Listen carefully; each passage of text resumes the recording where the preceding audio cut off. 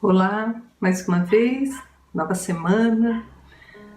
Estamos tratando sobre desobsessão nas palestras de quarta-feira da Casa de Fabiano e o nosso assunto continua, então, para que a gente possa aplicar em nossas vidas, né? O conhecimento que nos chega, que seja aplicado para nós, para as nossas vidas, para todos aqueles que estão próximos de nós, que possamos, pedindo a Deus e Jesus, que possamos ter entendimento, discernimento e no momento de necessidade utilizarmos destes conhecimentos. Pedindo a todos que se encontram aflitos nesse momento, nessa situação que estamos atravessando, que a serenidade nos alcance, que Deus e Jesus possam nos acompanhar através dos seus espíritos amigos, que possamos estar junto com eles em pensamento, que a paz que Jesus deixou no mundo também seja a nossa paz. Pai nosso que estais nos céus, santificado seja o vosso nome, venha a nós o vosso reino, seja feita a vossa vontade, assim na terra como no céu. O pão nosso de cada dia nos dai hoje, perdoai as nossas dívidas, na medida em que estamos perdoando os nossos devedores. E não nos deixeis, Senhor, cair em novos erros, livra-nos de todo o mal. Que assim seja, graças a Deus e a Jesus. Então vamos lá, nós estamos na quarta e última parte do livro da Sueli Caldas-Schubert, Obsessão e Desobsessão. Nós estamos no capítulo 14, que é o modo de ação do obsessor. Na semana passada nós paramos, naquela parte que informa que ele não age sozinho, Eu vou ler o último parágrafo para a gente relembrar. O obsessor poderá valer-se, se for de seu interesse, de grupos semelhantes, visando acelerar a consecução dos seus planos. Na quase totalidade dos casos que observamos, o obsessor não age sozinho. Sempre arregimenta companheiros, comparsas, que o ajudam e outros que são forçados a colaborar, cientes ou não do plano urdido pelo chefe. Muitas vezes eles agem inconscientemente, achando que estão fazendo um favor para aquele espírito que é mais dominante, mas só se deparam em tomar consciência do que estão fazendo, do mal que estão praticando depois. Várias obras da literatura mediúnica espírita narram obsessões complexas, mostrando detalhadamente os meios e técnicas empregados pelos verdugos. Em Ação e Reação e Libertação, encontramos, respectivamente, o caso do Antônio Olímpio e seu filho Luiz, e o de Margarida. Em ambos atuavam grandes falanges de obsessores, igualmente no caso da família Soares, na obra Nos Bastidores da Obsessão. Para que se atenda ao obsediado, imprescindível socorrer simultaneamente toda a falange de algozes que o cerca. Então o trabalho que é feito numa desobsessão nunca é para um indivíduo só, feito para várias pessoas, porque estão ali vários espíritos envolvidos, Aos poucos, estas entidades menos felizes são atraídas para a reunião de desobsessão, num trabalho de grande alcance e profundidade. Como é que funciona isso? A pessoa chega ao centro espírita, passa na orientação, ali é detectado que tem um obsessor, tem alguém ali acompanhando que está dificultando a vida daquela pessoa, trazendo às vezes enfermidades, trazendo desequilíbrios, pessoas que passam a ser pessoas desafiadoras em suas vidas, Todas elas são envolvidas por aquele espírito obsessor que através delas que deixam se levar, que não tem nenhuma religião, que não sabe o que acontece, deixam-se usar, né? E falam coisas para ofender, para magoar, não percebendo que ali está sendo usado por um outro espírito, tanto que depois que falam se arrepende no mesmo momento, fala, nossa, por que eu falei isso para essa pessoa, né? Não queria magoar, mas foi ali usado, né? A pessoa não tem cuidado em orar e vigiar, se manter, né, constantemente junto a Jesus, e aí são veículos utilizados pelos espíritos para nos atacar e assim dificultar a nossa vida. Tudo isso, na orientação, muitas vezes já é detectado numa primeira vez, mas a pessoa vai frequentando a casa e assim ela vai ser encaminhada a uma sessão de desobsessão. Normalmente os espíritos entram junto, os obsessores, né, para ver o que vai acontecer, o que vão fazer com a gente, porque eles não querem se livrar da gente, eles querem que a gente continue obedecendo a esses ímpetos, né, essas imposições deles, criarem pensamentos fixos em nossa mente. E aí, quando eles chegam na sessão de desobsessão, são atraídos para conversar através do esclarecimento ali do doutrinador, do médium, né, psicofônico, que consegue essa comunicação, essa mediação, e assim eles são muitas vezes esclarecidos. Então essa reunião é para que isso aconteça, né? E normalmente esses que estão há pouco tempo ali a trabalho, a serviço, ou então até nem perceberam que estão fazendo mal para aquela pessoa, eles são atraídos mais facilmente, né, na sessão de desobsessão, e olha, num trabalho de grande alcance e profundidade são esclarecidos. Geralmente, quando o chefe se comunica, quase todos os seus prepostos já foram atendidos e encaminhados, o que o torna enfurecido ou desesperado, tentando arregimentar novas forças e ameaçando os membros da reunião que ele culpa e para os quais transfere seu ódio. É comum a gente ver o obsessor líder, quando chega nele, ele chega muito revoltado, faz barulho, ameaça, né? E muitas pessoas ali presentes chegam realmente a ter medo, né?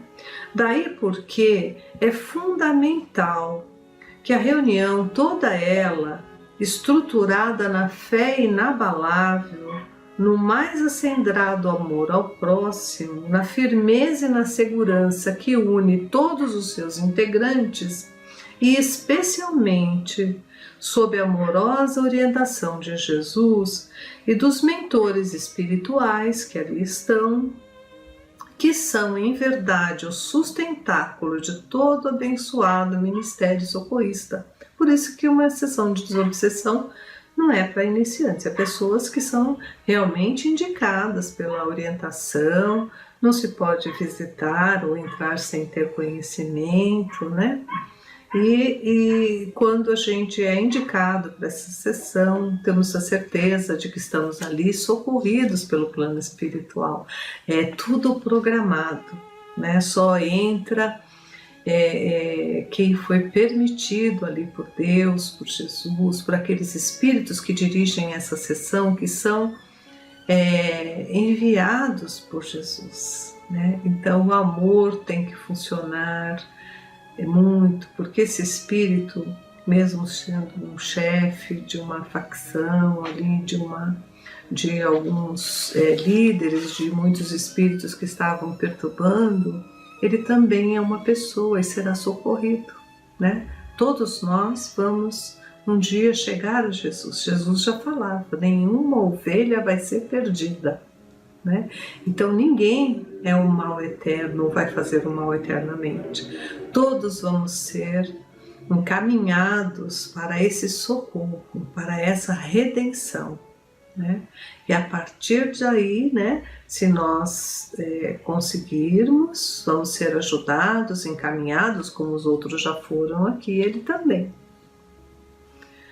Frente a um obsessor cruel e vingativo que ameaça não só os da equipe encarnada, mas que diz estender o seu ódio aos familiares dos que ali estão presentes, desafiando-os com todos os tipos de agressões verbais, evidentemente sofrendo a necessária censura do médium, que as transmite e que só deixa passar aquilo que o bom senso permita, mas que ainda assim são de molde a atemorizar aos menos afeitos a esses serviços, unicamente resistem àqueles que estão preparados para tal mistério. Então tem que ser pessoas preparadas que ali estão organizando uma sessão de desobsessão, né? Os doutrinadores, os médiums ali preparados para esse atendimento que é de desobsessão, né?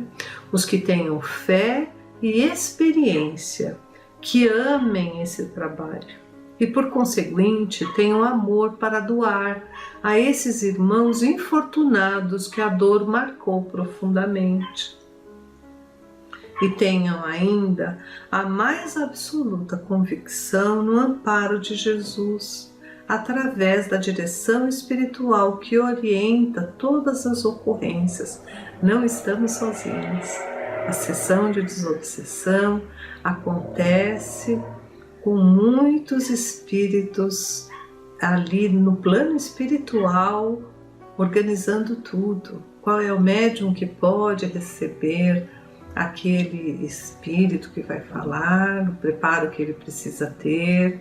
As pessoas médiums também se preparam desde a semana anterior, antes de sair já da sessão, já estão sendo preparadas para as leituras edificantes, se preparam com a prece sempre, já sentem, né, que vão ser solicitados, né, requisitados esse preparo.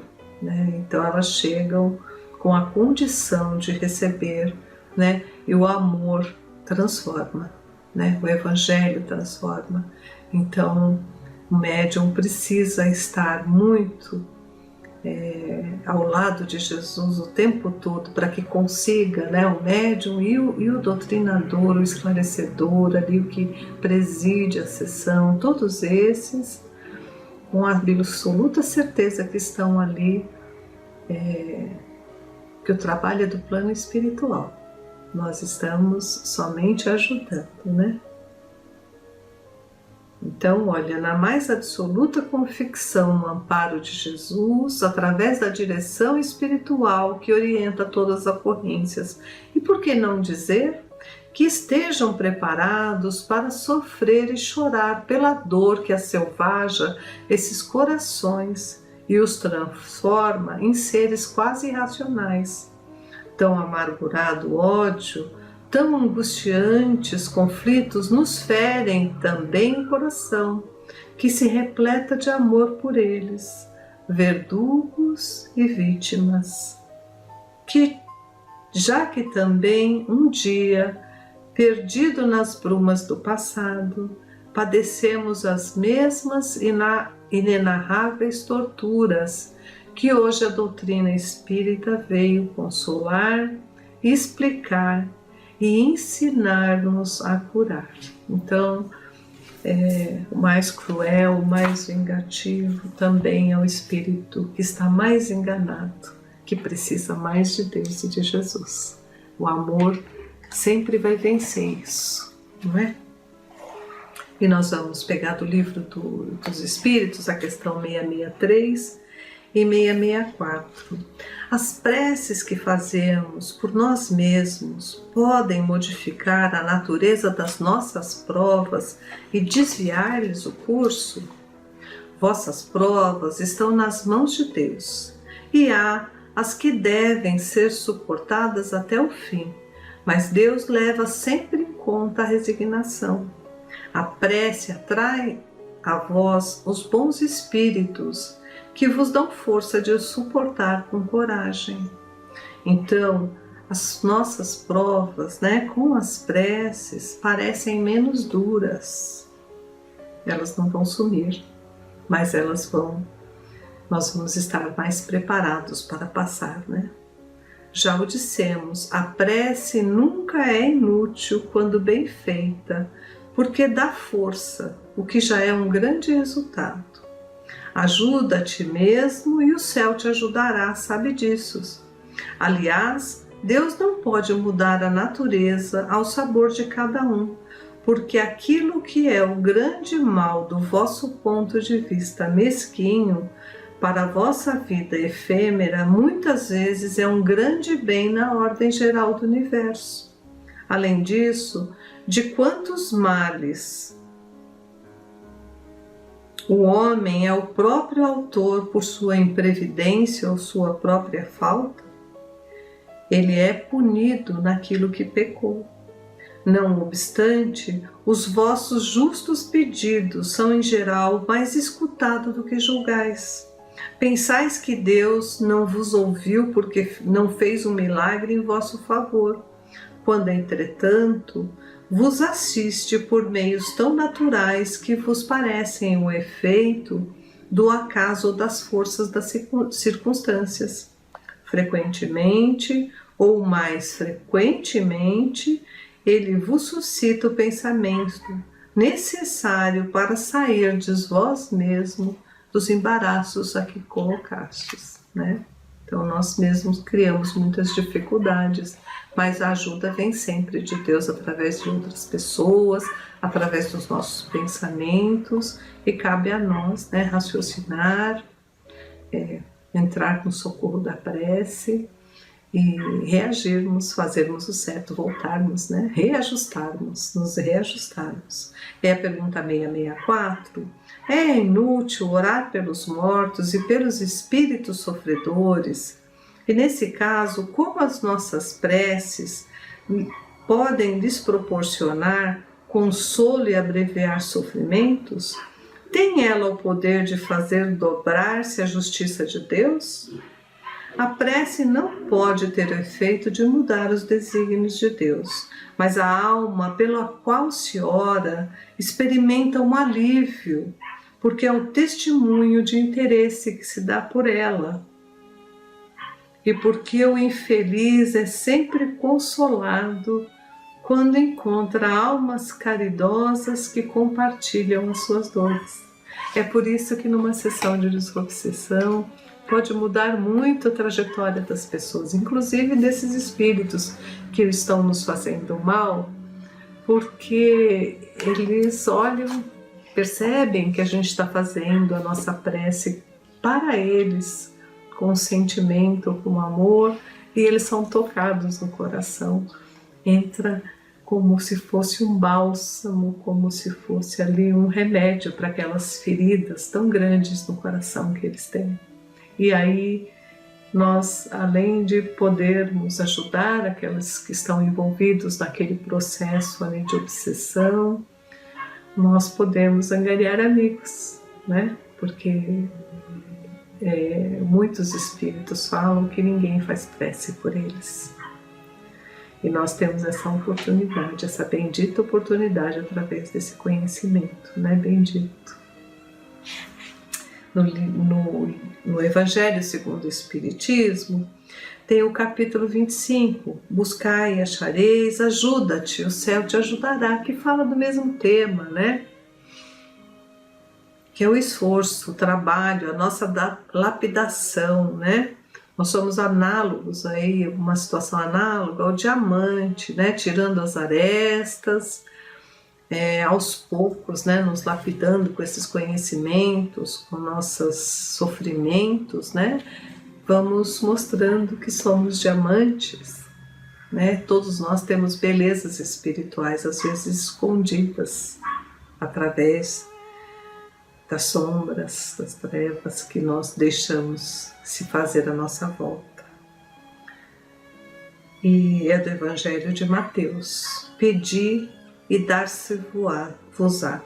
Buscai e achareis. Batei e abrir-se-vos-á. Porque todo o que pede, recebe.